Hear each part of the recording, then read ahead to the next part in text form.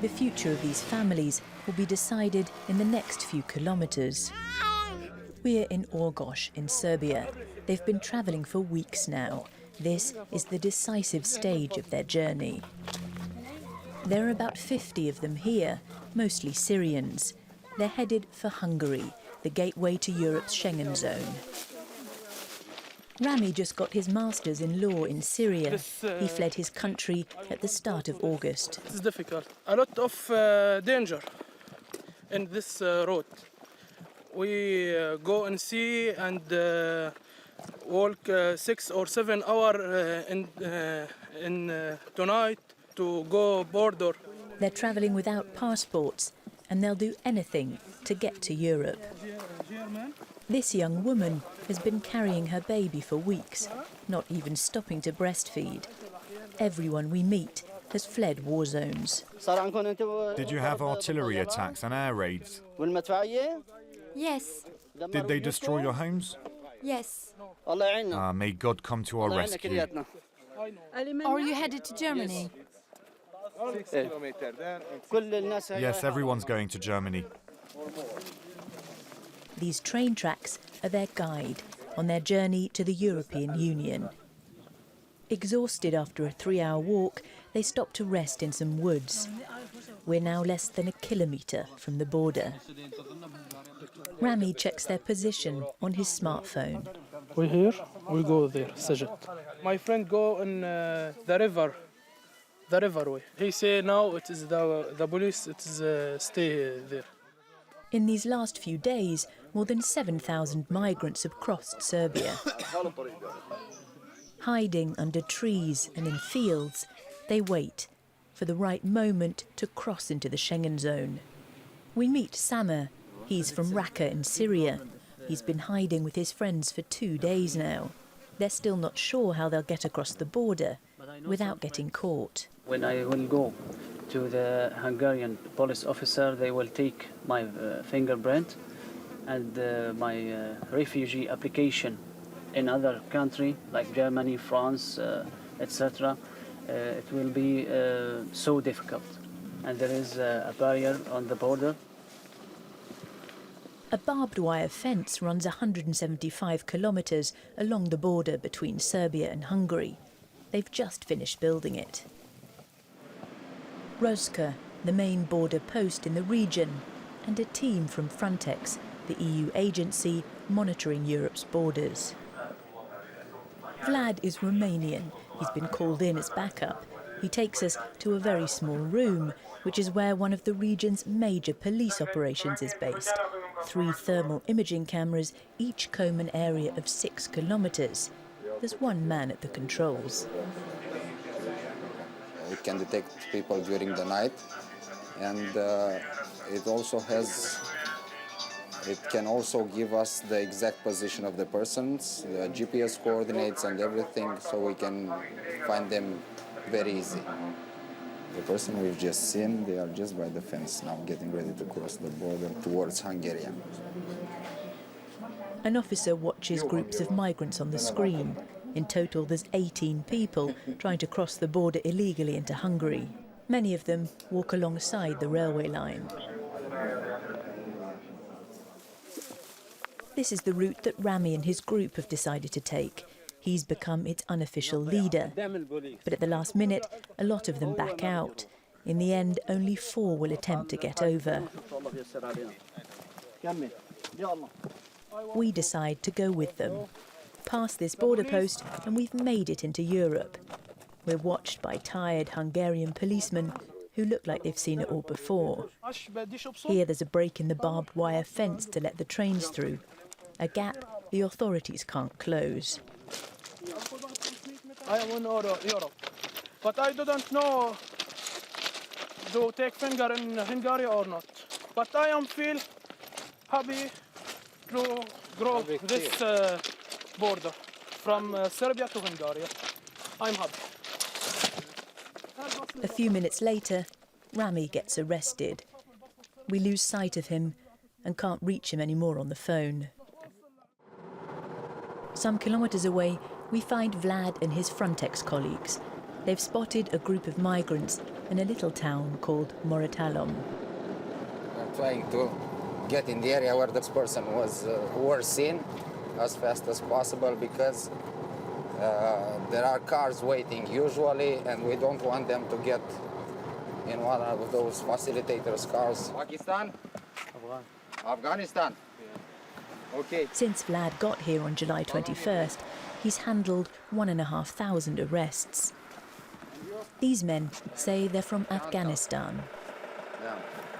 Do you have on you any objects like this? Do you have knives, blades, or any kind of weapons? Okay. Put your hands on the car. And okay, thank you. So we had about 85 this morning, and with those 5, 90 people. And it's, 12 o'clock. So, a lot of people coming. Perhaps the current surge was prompted by the news that the Hungarians were erecting this fence. Nearly 150,000 people have passed through Hungary since the start of the year on their way to Northern Europe. The Frontex patrol take us to the place where the migrants wait to be transferred. It's a pretty basic piece of land by the roadside. So as you see, there's a lot of women and children here. The situation is kind of tragical. I remember 2 weeks ago, we had the group, and there was an Afghan woman holding a baby not older than, 2 weeks. So that child probably was born on the way here, coming from Afghanistan. It's disturbing. I'm also a father. I have 2 children, and every time I look to one of these children, I think about my own. All the migrants are driven to a centre close to the border at Roska. Cameras aren't allowed into the temporary camps here. It's overcrowded and unsanitary. Gergely is an investigative journalist. He managed to get inside for 24 hours, pretending to be a refugee. Images filmed on his mobile phone show asylum seekers sleeping on the ground and children left to fend for themselves. The morning when they woke up the tent, they said, "Wake up, transport." And then they started to shout. And it was a really scary situation. Maybe not now, but later there will be or might be physical aggression if the conditions won't be better. It's kind of a strategy from the government. If they can show to the world that it's not the most welcoming country, then maybe they can avoid new streams of refugees. After a few days, they leave the camp and are taken by bus to the nearest train station. Their stay at the camp has taken its toll. They're looking for their brother, a cousin lost along the way. Some volunteers try to help them. I lost my brothers. I don't know where they, and I haven't. Here? Yes, I haven't charged to charge mobile. Yeah, and try to call. Now I will try to call them to know what happened. Some haven't eaten for 2 days. All of them have questions and need information. The only document they've been given is written in Hungarian. It shows them which asylum seeker centre they've been assigned to. Yes, it's to Debrecen also, okay? So you have to go to Debrecen. Cegléd and Debrecen. There are no state officials here, no aid organisations, just residents of the local town, like Gabor. Legally, they should go to the camps. But most of these people go to Budapest and try to find some way to leave Hungary. I think that approximately 90% of these people want to leave Hungary as soon as possible. There's just one goal now, to go north. In the train, we meet Mustafa.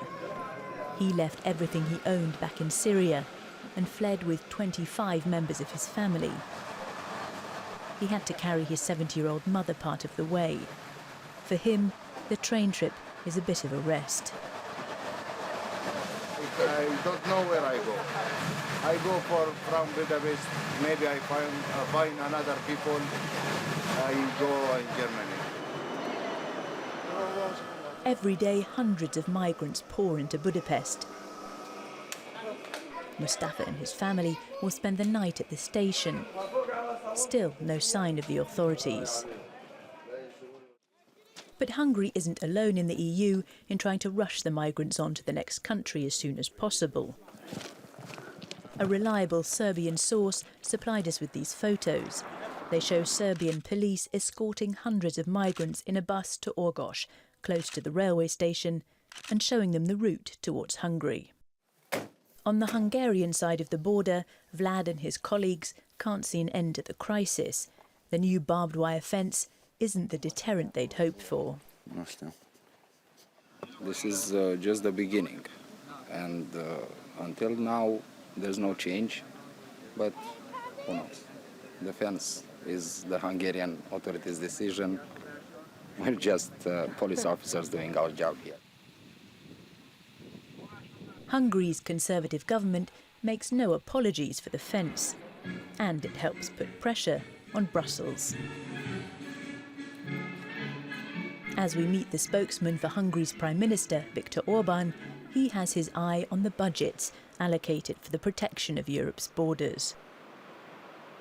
Poland, which is basically not affected by the migration crisis at all, is receiving almost 8 million euros more during the upcoming 7 years than Hungary. And also the distribution of money is disproportionate, disadvantageously disproportionate for Hungary. 2 days later at Budapest train station, Mustafa is still here, like many others. In this improvised transit zone, he's waiting to get some information, catch a train, or meet a smuggler. Shuk is 11 years old from Syria. Her dream is to finish school in Germany and become a doctor. We are near to go to Germany, but it's a little bit difficult to go. We have only one more state and we will be in Germany, but it's so difficult, this state. But how many of these migrants will actually make it to Germany? The abandoned bus found in Austria with 71 Syrians inside, all dead, left right from here. We filmed these images and may well have crossed paths the night before they left.